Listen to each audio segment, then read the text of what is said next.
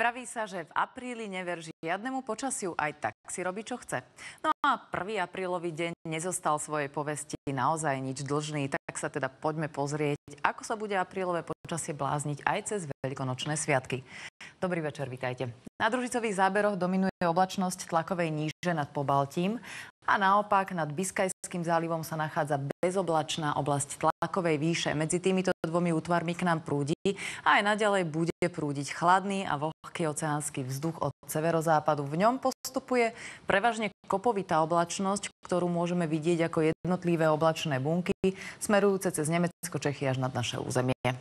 Zajtra teda môžeme očakávať ďalšie výrazné zrážky, ako to naznačuje aj tento model. Tie sa budú z rána vyskytovať hlavne na juhozápade, ale už do poludnia neskôr zasiahnu celé územie Slovenska. Ubúdať budú až v prvej polovici noci zo štvrtka na piatok.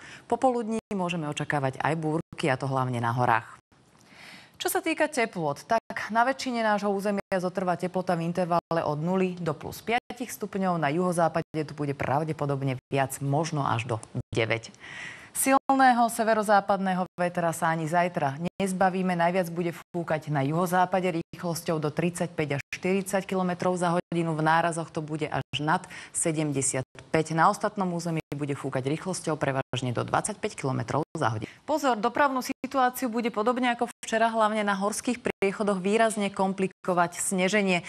Nedá sa vylúčiť, že aj ostatné úseky ciest budú hlavne v ranných hodinách šmykľavé a dopravu sťaží aj neutíchajúci nárazový vietor, hlavne v Podunajskej nížine. Do problémov sa môžu dostať hlavne nenaložené kamióny, ktoré je takýto vietor schopný aj prevrátiť. V noci bude zväčša oblačno až zamračené, ojedinele sa oblačnosť pretrhá, môže byť polooblačno, a to hlavne na východe územia. Vyskytnú sa prehánky, ale postupne, hlavne v druhej polovici noci, sa od západu zamračí, pričom môže aj snežiť. Na juhu budú zrážky skôr zmiešané alebo dažďové. Fúkať bude zväčša západný vietor, na juhozápade do 25, v nárazoch do 50 km za hodinu. Nočné teploty poklesnú na plus 3 až minus 5 stupňov. Zajtra je predpoklad, že z rána bude na západe zamračené, na východe ešte spočiatku polooblačno. Už počas dopoludnia sa oblačnosť rozšíri na celé územie aj v sprievode zrážok vo forme dažďa a sneženia. Popoludní je treba rátať aj s výskytom ojedinelých búrok. Bude naďalej veterno, no ale poďme sa na to pozrieť podrobnejšie. Na západnom Slovensku bude prevažne zamračená oblasť, z ktorej bude pršať, popoludní aj intenzívnejšie. Z rána a k večeru sa môžu vyskytovať zrážky aj zmiešané. Denné teploty vystúpia na 5 až 9 stupňov. No a ako som už spomínala, tu bude fúkať najsilnejší vietor hlavne na záhorí, ale aj v Podunajskej nížine s rýchlosťou zväčša do 35 až 40, ale v nárazoch až nad 75 km za hodinu. Na strednom Slovensku bude takisto z rána a do poludnia zamračené, hlavne v jeho západnej časti. Neskôr už na celom území. Takisto tu môžeme očakávať výdatné zrážky. V južných okresoch prevažne dažďové, smerom na sever budú prechádzať do snehových. Hranica sneženia bude zhruba od 500 metrov nad morom a k večeru klesne zhruba na 300. Denné teploty vystúpia na 1 až 5 stupňov, no a fúkať bude západný vietor s rýchlosťou do 25 km za hodinu. Na východe Slovenska bude ešte z rána a do poludnia polooblačno, okolo poludnia oblačnosť pribudne, zamračí sa a aj tu sa rozprší. Na severe územia to budú zrážky vo forme snehu a popoludní sa ojedinele vyskytnú aj búrky. Denné teploty vystúpia na 1 až 5 stupňov, no a tu bude fúkať najmenej. Západný vietor dosiahne rýchlosť len 15 až 20 km za hodinu.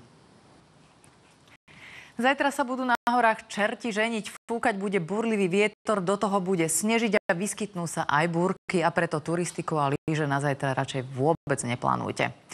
Vo výške 1500 metrov bude okolo minus 5 stupňov, no a k večeru sa ešte zhruba o 2 stupne ochladí. Aj Veľký piatok bude na horách podobný. Bio sa zajtra ešte zhorší. Čaká nás štvorka, čo je v preklade mierna až silná záťaž. No a chladnejší charakter počasia bude pokračovať aj v ďalších sviatočných dňoch. Čo je pozitívne, informácia, že vietor postupne zoslabne. V piatok bude polooblačno až oblačno, na severe až zamračené a tu sa budú vyskytovať snehové prehánky smerom na juh, budú prehánky zmiešané. Denná teplota vystúpi na 0 až plus 9 stupňov. V noci z piatka na sobotu a ešte v sobotu do poludnia bude zamračené a môže sa vyskytovať slabé sneženie. Na juhu budú zrážky prechádzať do slabého dažďa. Ranné teploty poklesnú na +3 až -6 stupňov, denné vystúpia na 1 až 9 stupňov. Počas nedele očakávame ubúdanie oblačnosti, čo spôsobí pokles ranných teplôt. Tie budú v intervale +1 až -7 stupňov, v horských dolinách a kotlinách poklesnú až na -11. Denné teploty sa výraznejšie nezmenia a budú zhruba do 9 stupňov. Studené ráno bude aj v pondelok. Na celom území očakávame mráz od -1 do -7 stupňov, v horských dolinách a kotlinách do -11. Pri zväčša polojasnom až polooblačnom počasí denné teploty vystúpia na 0 až +10 stupňov.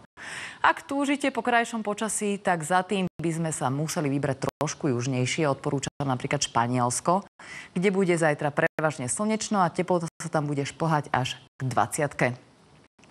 Podobne bude na tom aj pobrežie Turecka, kde má byť takisto okolo 20 stupňov, ale počasie tam nebude až také bezchybné, má tam byť viac oblačnosti, nie sú vylúčené prehánky. No a poďme na sever, kde bude podobne ako u nás, teda aj tam hrozia zajtra početné zrážky, väčšinou však snehové, a v Štokholme bude okolo +5 stupňov. V Prahe bude zajtra zamračené a pripravení buďte aj na prehánky a búrky. Aj tam bude chladno, teplota sa bude pohybovať okolo 5 stupňov. Britské ostrovy budú zajtra zamračené, upršané, ale v Londýne sa teplota vyšplhá pomerne vysoko, a to až na 10 stupňov. V Karibiku bude pokračovať letné počasie, takže aj zajtra tam bude prevažne slnečno a horúco. Teplota sa vyšplhá na 28 až 33 stupňov. No a na záver sa ešte pozrime na snehové správy. Najviac snehu má Lomnické Sedlo, kde je momentálne až 115 cm snehu a jeho kvalita je veľmi dobrá. Dobre si zalyžujete napríklad na Donovaloch, kde je 30 cm snehu. Z ďalších stredí sú na tom veľmi dobré napríklad Martinky, ktoré majú okolo 50 cm snehu. No a Kubínska Hoľa má zhruba 40 cm, ale podmienky sú tam tiež veľmi dobré. Tak to je z dnešnej predpovede počasia všetko. Hudobný večer na Markíze práve začína, pripravená je obľúbená Čárčov. Tak sa dobre zabavte. Ja sa na vás teším opäť zajtra. Pekný večer a dovidenia.